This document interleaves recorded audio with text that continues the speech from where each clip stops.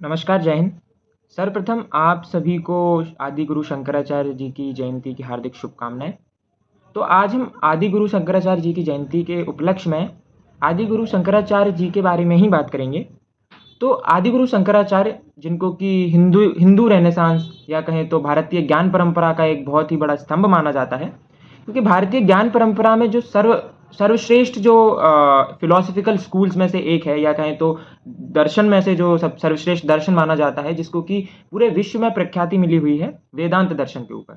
तो वेदों के जो वेदांत दर्शन है, उसमें सबसे ज़्यादा पारंगता अगर किसी ने हासिल करी है, तो वो श्री आदिगुरु शंकराचार्य जी हैं। आदिगुरु शंकराचार्य के बारे में अगर हम और डिटेल में समझेंगे, तो हम पाएंगे कि दक्षिण से निकला एक व्यक्ति कैसे पूरे भारत को यूनाइट कर देता है, कैसे पूरे भारत को एक कर देता है। जो दक्षिण से उत्तर, पश्चिम से पूरब लेकर 4 मठों की स्थापना करते हैं, जिसको कि श्रृंगेरी मठ से लेकर ज्योतिष मठ तक और शारदा पीठ से लेकर पुरी मठ तक, तो गोवर्धन मठ जिसको कहते हैं, तो वो पूरे भारत को एक कर देते हैं वहाँ पर। तो आदिगुरु शंकराचार्य जो है वो वेदांत के फिलोसफर हैं, वेदांत थ्योरी को मानते हैं।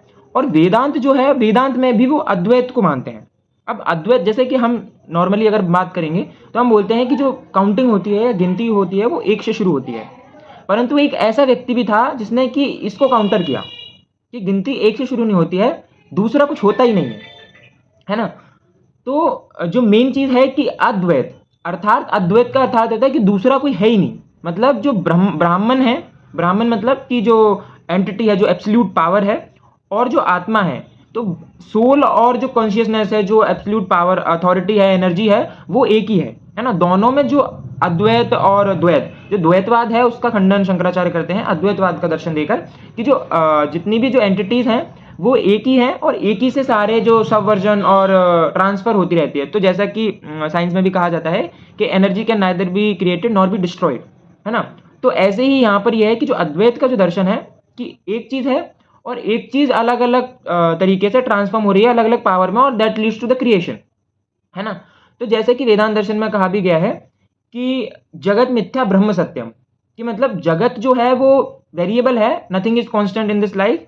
तो और जो क्या है, मिथ्या है, और एक ही सत्य है जिसको कि ब्रह्म कहा गया है। तो जगत मिथ्या ब्रह्म सत्यम एकम ब्रह्मो अस्ति और अहम ब्रह्मास्मि, है ना?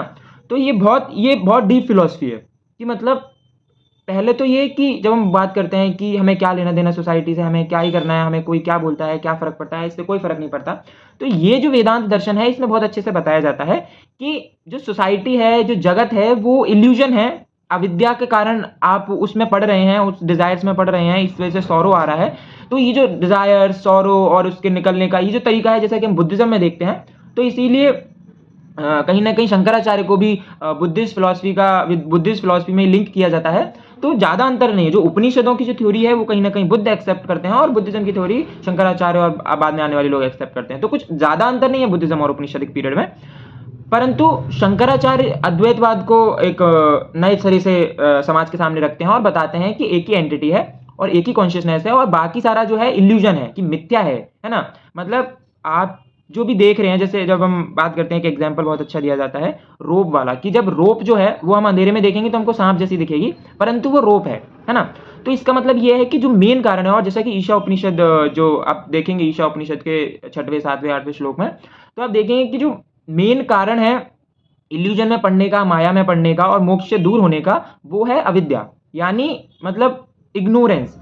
ठीक है? तो जब तक आप में इग्नोरेंस रहेगी, आप रियलिटी को एक्सेप्ट नहीं करेंगे। जो विवेक चूड़ामणि में जब आदिगुरु शंकराचार्य लिखते हैं, उनका एक ग्रंथ है, तो ब्रह्म भाष्य में भी जब वो लिखते हैं, तो वो लिखते हैं कि जब आप रियलिटी से दूर हैं, और जब आप रियलिटी से दूर जाते हैं, डिल्यूजन की ओर जाते हैं, मतलब माया की ओर जाते हैं, इल्यूजन्स की ओर जाते हैं, तो वो आप इसलिए जा रहे हैं क्योंकि आप इग्नोर कर रहे हैं अपनी चीज को, है ना? इग्नोरेंस जो बात करते हैं ना, कि इग्नोरेंस की तरफ जा रहे हैं, अविद्या की तरफ जा रहे हैं, और नॉलेज से दूर हो रहे हैं, यानी ज्ञान परंपरा से दूर हो रहे हैं। ठीक है? तो इतनी डीप फिलॉसफी आदिगुरु शंकराचार्य अपने ग्रंथों में बताते हैं।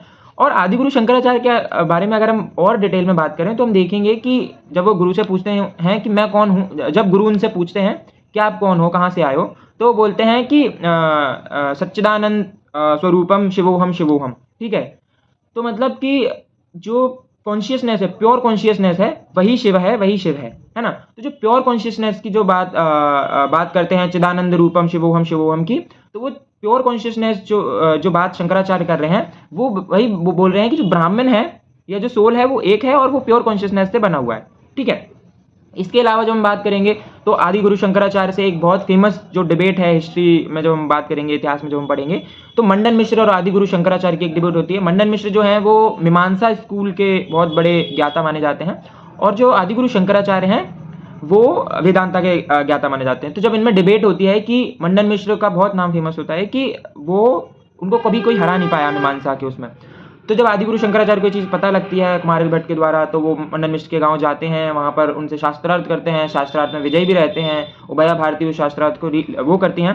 तो शास्त्रार्थ की परंपरा में ना एक वो होती थी, अब आप बोलेंगे कि मैंने ये क्यों पहन रखी है, तो शास्त्रार्थ की जो परंपरा है उसमें एक चीज़ रहती थी उस टाइम पे कि जब दोनों को जो हार पहनाए जाते थे, तो अगर आप असत्य बोल रहे हैं, अगर आप असत्य के मार्ग पे जा रहे हैं या आप विधाना चाहते हैं सामने वाले को शास्त्रार्थ में, तो कहीं ना कहीं वो माला धीरे धीरे करके सूखने लगती थी, है ना। मतलब कि आप झूठ बोल रहे हैं, आप इल्यूजन को बढ़ावा दे रहे हैं, जो कि ब्रह्म का कॉन्सेप्ट है ही नहीं।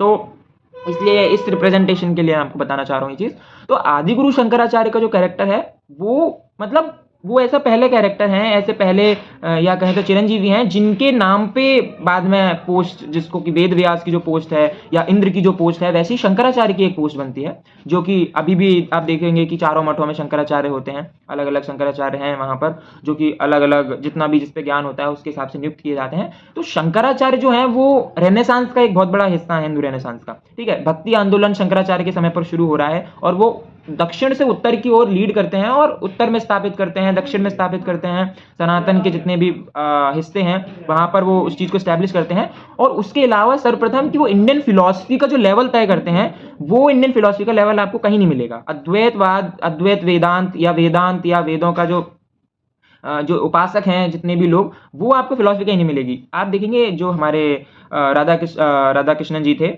सर्वपल्ली राधाकृष्णन जी और राजेंद्र प्रसाद जी भी, जिन्होंने फिलॉसफी पे लिखा। सर्वपल्ली राधाकृष्णन ने एक पूरी इंडियन फिलॉसफी के उपनिषदिक पीरियड की एक बुक लिखी, जिसमें कि उन्होंने कहा कि जो वेदांता है वो मतलब लास्ट फेज है ह्यूमन थॉट का, है ना, कि मतलब इंसान इससे ज्यादा कभी सोच ही नहीं पाएगा जो वेदांत में है। और वेदांत में भी अद्वैत वेदांत का जो सबसे कठिन या कहें तो सबसे ज्यादा अच्छा जो फिलॉसफी रखते हैं, सामने रखते हैं, वो आदिगुरु शंकराचार्य है। तो आदिगुरु शंकराचार्य की इतनी जटिल फिलॉसफी है कि उसको समझा जाना चाहिए, उसको पढ़ा जाना चाहिए, क्योंकि वो हमेशा रेलेवेंट है ना। वो जब रियलिटी की बात करते हैं, रियलाइजेशन की बात करते हैं, तो वो कहते हैं कि जब रियलिटी में आप जियोगे, जब आप रियलाइज करोगे, जब आप रियलिटी में आ जाओगे ना, तो आपको पता लग जाएगा कि everything is illusion, everything is अविद्या और सब मिथ्या है ना। कि मतलब आप रिश्तों में पढ़ रहे हो, है ना, आप किसी चीज को देख रहे हो, किसी चीज को समझ रहे हो, सब किसी मतलब नथिंग इज कांस्टेंट, है ना। जब सब वेरिएबल ही है तो उसको लेकर दुख क्यों करना, है ना। जब आप रियलिटी में जी नहीं पा रहे हो, मेन प्रॉब्लम दुख का यही है कि रियलिटी में आप नहीं जी पा रहे हो। तो जब आप रियलिटी में जियोगे, जब आप रियलिटी को समझोगे और इल्यूजन को दूर करोगे और ज्ञान से दूर करोगे, है ना, अविद्या को आप ज्ञान से दूर करोगे, तब आप समझोगे कि आपका एग्जिस्टेंस क्यों है सोसाइटी में और आपको ब्रह्म ने क्यों बनाया है ना। तो आप भी उसका ही एक हिस्सा हो, है ना, पर हो आप सारे एक ही एंटिटी। तो यही जो अद्वैत वेदांत का सिद्धांत महागुरु आदि शंकराचार्य देते हैं। और इसीलिए आज उनके जयंती के इस शुभ अवसर पर हम चाहते हैं कि आदि गुरु शंकराचार्य की जो फिलॉसफी है वो जन जन तक पहुंचे, उनको लोग समझें, उनको लोग पढ़ें। और विवेक चूड़ामणि हो गया, ब्रह्म भाष्य हो गया, और अलग अलग जितने भी उन्होंने ग्रंथ लिखे, भगवद गीता पे उन्होंने टीका लिखी, है ना। तो ये सारी चीजों को पढ़ना अत्यंत आवश्यक है, क्योंकि भारतीय दर्शन जो है वो पूरे समाज का, पूरे ब्रह्मांड का एक बेस है, और वो जितना कंसाइज चीज प्रस्तुत करेगा वो कोई दुनिया का दर्शन वो नहीं कर सकता। तो इसी के उपरांत पुनः आदि गुरु शंकराचार्य जयंती की आपको हार्दिक शुभकामनाएं। इसी के साथ बहुत बहुत धन्यवाद। जय हिंद, जय भारत, जय शंकराचार्य।